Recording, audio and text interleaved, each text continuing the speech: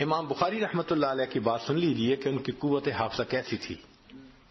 آپ ایک مرتبہ بغداد گئے، وہاں کے علماء نے بڑے اعلانات کروائے کہ یہ کم عمر آدمی ہیں مگر بڑے حافظ حدیث ہیں، لاکھوں حدیثیں یاد ہیں، وہ آ رہے ہیں. اور انہوں نے شایان شان استقبال بھی کیا، اور استقبال کرنے کے بعد انہوں نے ایک مجلس رکھی. اس مجلس میں بھی انہوں نے اعلان کیا کہ بھئی یہ حافظ الحدیث ہیں اور ان کی قوت حافظہ بڑی اچھی ہے، اور ہم ان سے کچھ احادیث کے بارے میں پوچھیں گے.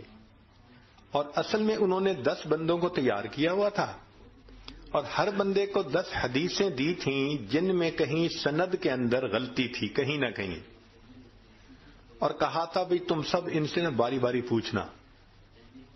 اب ایک طرف تو خوب اعلان تشہیر کہ یہ حافظ حدیث ہیں، حافظ حدیث ہیں، تو امیج تو یہی بنتا ہے نا کہ بھئی ایسا بندہ کہ حدیث پڑھو گے تو وہ فوراً کہے گا ہاں مجھے پتا ہے حافظ حدیث کے ہوئے.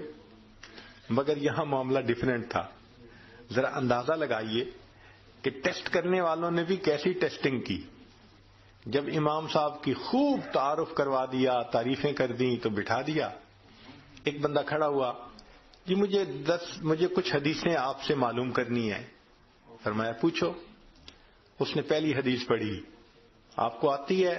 فرمایا لا مجھے نہیں آتی. دوسری پڑھی، لا مجھے نہیں آتی.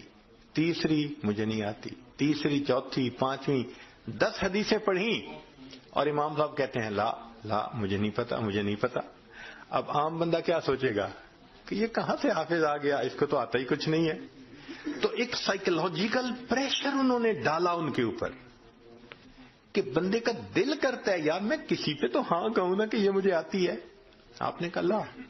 پھر دوسرا بندہ کھڑا ہوا، اس نے 10 حدیثیں پوچھی، 10 پہ لا کہا.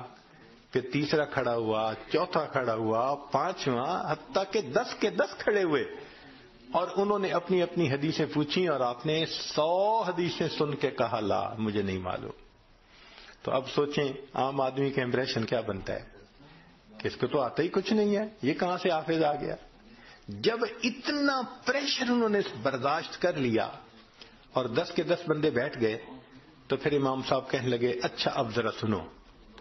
پہلے بندے نے یہ حدیث پڑھی، جو اس نے غلط پڑھی تھی آپ نے پہلے غلط پڑھی جو ایک ہی دفعہ سنی تھی، اور پھر فرمایا صحیح حدیث یہ ہے، پھر صحیح حدیث پڑھ لی. پھر دوسری حدیث اس نے یہ پوچھی تھی، غلط پڑھی، پھر صحیح پڑھی.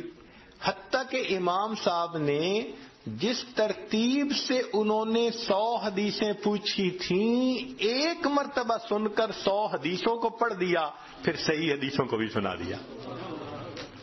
کیا قوت حافظہ ہوگی کہ ایک دفعہ سننے پر یاد ہو جاتی تھی حدیث ان کو. یہ کیا چیز ہے؟ یہ قوت حافظہ کی برکت کہلاتی ہے.